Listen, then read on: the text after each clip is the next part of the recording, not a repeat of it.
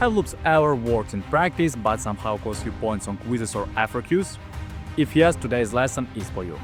Hey everyone, welcome back to Top G Tutors. I'm Rad, your APCS teacher, and this is the second video from APComputerScienceA course.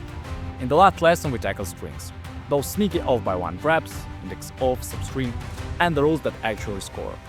Today we are moving to loops, an equally important topic that has a huge impact on your APCS score. Here is the truth. Loops don't usually fail because Java is hard. They fail because of tiny fence post rules. One character off in a bound, one index checked in the wrong order, one quick removal that skips an element. That's the kind of things graders see all the time. And that's exactly what we are going to erase today. What you will get by the end of this video. You will know which loops to choose based on the story the problem is telling. You will write bounds that will crash even with pairs and edges. You will stop losing points to classic traps.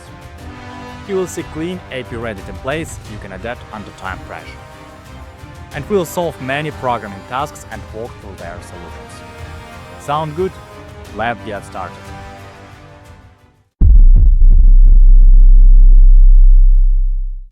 So what is a loop? A loop repeats a block of code until a condition says stop. Every good loop has three ingredients. First, start, initialize. Second, check, keep going. And third, progress, move closer to stop. On APCSA you will use three styles: while, for, and enhanced for each. We'll cover it in future videos. First, let's take a look at while. Think of a while loop as you're refreshing a delivery tracker while the package hasn't arrived yet. You don't know how many refreshes it will take. You just keep going while the condition is true, and you stop the moment it isn't. Here is the tiny checklist we'll keep repeating. Start. Set up any variables you will use in the loop. Check. Write a condition that decides if we keep going. And progress. Change something each pass so we actually move towards stopping. If you can't point to those three parts in your code, graders can too. And you avoid the two big AP killers, out of bound and infinite loops. Notice the bounds check first. When your condition has two parts, always guard the bounds before you access the data. Java will evaluate left to right, so this is safe. If you flip them, you can crash.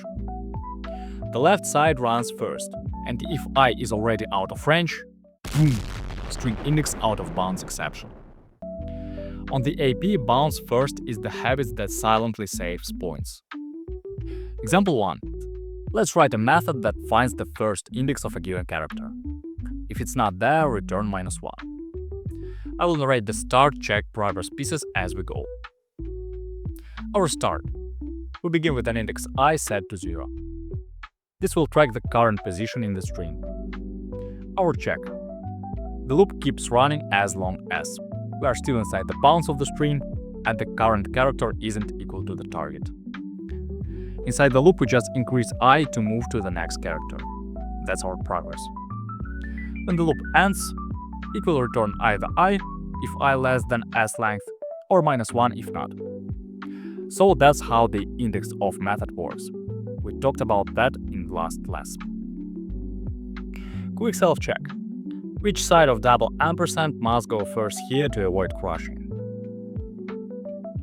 Yeah, the bounds. I less than s length. The second example. Let's imagine you are adding quiz scores while they are valid. A negative value means stop, that was the end.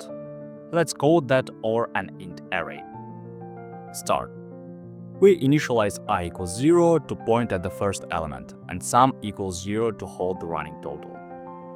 Check. The while loop keeps going only if two conditions are true.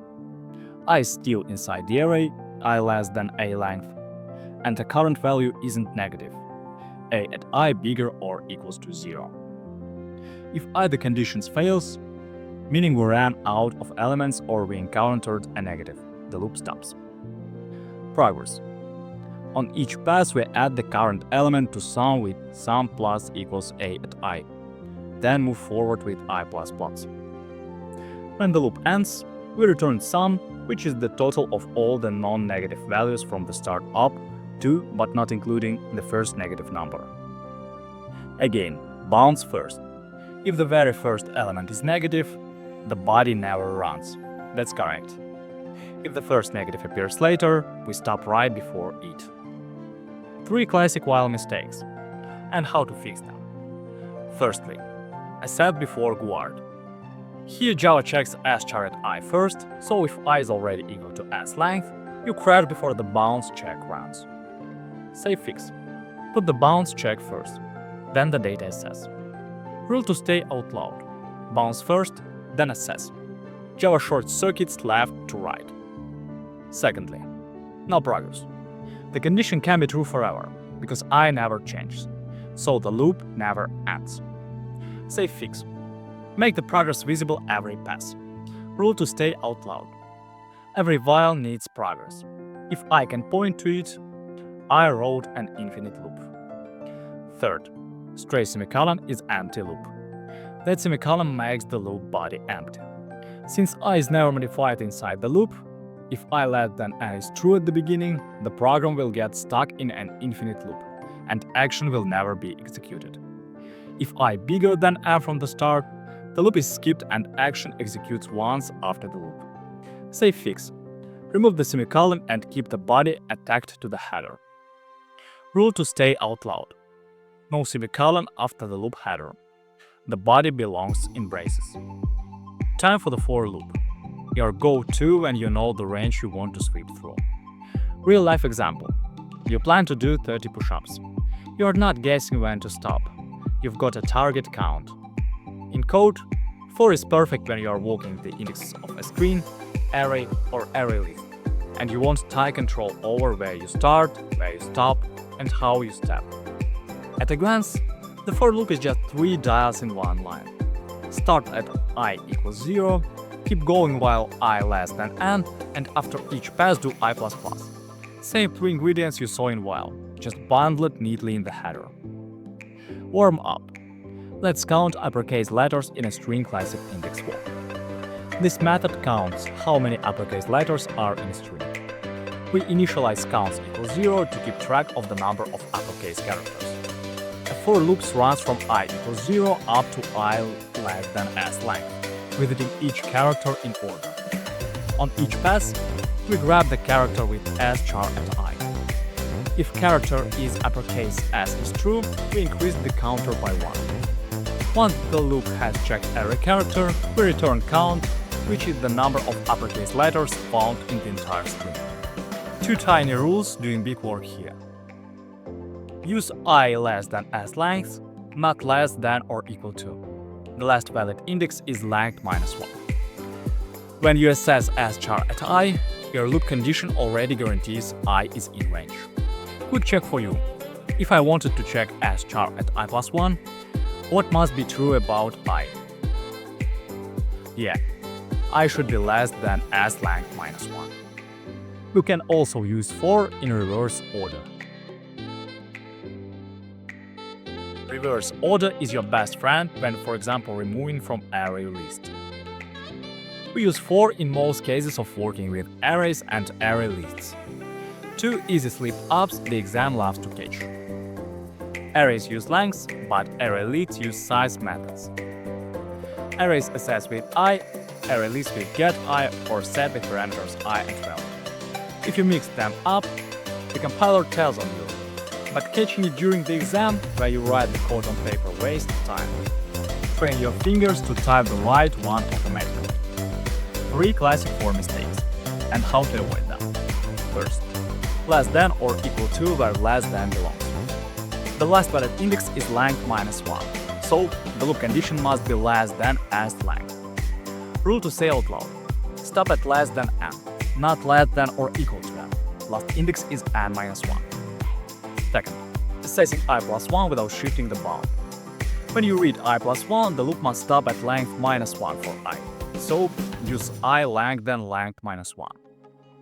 Rule to say out loud. I touch I+1, so plus start is n-2. Third, modifying array list while moving forward. Bug. Removing at I causes the next element to slide left into I. Then the I++ skips it.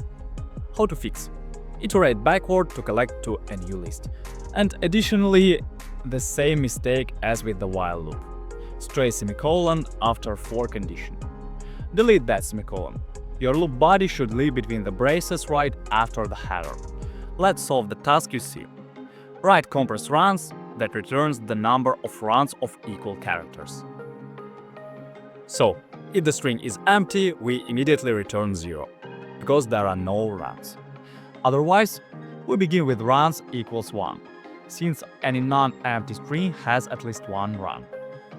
As the loop scans forward, whenever s-char at I is different from s-char at I-1, that means a new run has started, so we increment runs. After reaching the end of the string, we return the total count of runs. Now that you can write both loops, the real AP win is knowing which one to pick the moment you read a prompt. 4 is the natural choice when index matters. You need I plus 1 or I-1. Adjacent pairs, triples, runs. Fixed sweep. Examine every element, every other element, or in reverse. And bound iterations. Do this exactly k times. Here is the FRQ-style example. Task 1a. Why should we use for here? Because we are scanning a fixed window of size 3. The last byte at start is s length -3. So, the index range is now up front, ideal for a for header that encodes the fencepost rule. This method counts how many times the substring in appears in a string. We set count equals 0 to track the number of matches. The for loop runs from I equals 0 up to I less than or equals to s length -3. Because the last possible starting point of a 3-letter substring is at index n-3. On each pass, we take s substring with parameters I plus 3 and compare it with in. If they match, we increment count. After scanning all possible positions, we return count, which is the total number of in substrings in the input. Our choice is while when, unknown length. Keep going while there is date. Search. Stop the instant you find something, or confirm it isn't there. And sentinel. Process values until hit a marker. Here is the FRQ-style example for while, also task 1a. We use while here because we are searching until we hit a condition. We don't know where or if it occurs. This method finds the index of the first vowel in a string, or -1 if there isn't one. Start. We define a string of all vowels and set I equals 0 to begin at the first character. Check. The while loop runs as long as we are still inside the string and the current character isn't a vowel. And progress. On each pass we increment I to move forward. When the loop ends, there are two cases. If I less than s length, we stopped because we found a vowel, so we return it to index. Otherwise, we reached the end of the no vowel and return -1. This uses a while because we are searching for a condition at an unknown position, and we may or may not even find it. We can also turn a for loop into a while loop and the other way around. Here is an example of converting while into for. And here is a for loop converted to a while loop. 5-second chooser. Can I state the range out loud? 4. Am I waiting for a condition to flip? While. Do I need neighbors or positions? 4. Do I want a clean early exit on a simple condition? Either works. Pick the clearer header. Let's wrap it up. Today I learned how to choose the right loop and write bounds that never crash. Loop mindset. Every loop has start, check, and progress. Say it out loud. Your code gets safer instantly. While and for loops, how to use them and which of them. Taught traps fixed. Less than or equal to versus less than. Touching I plus 1 without I less than n-1. Missing progress in while, and the stray semicolon that creates an empty loop. So, you've got this. In our next lesson about APComputerScienceA, we'll move on to arrays. How to store and process collections of data. That's why Java starts to feel powerful and practical. If you'd like to go deeper and practice with me directly, you can sign up for a trial lesson on our website or just message me on Facebook. Links are in the description. And don't forget, subscribe, hit like if this helped, and drop a comment. I read everyone and I would love to hear your thoughts. See you in the next lesson. Bye bye.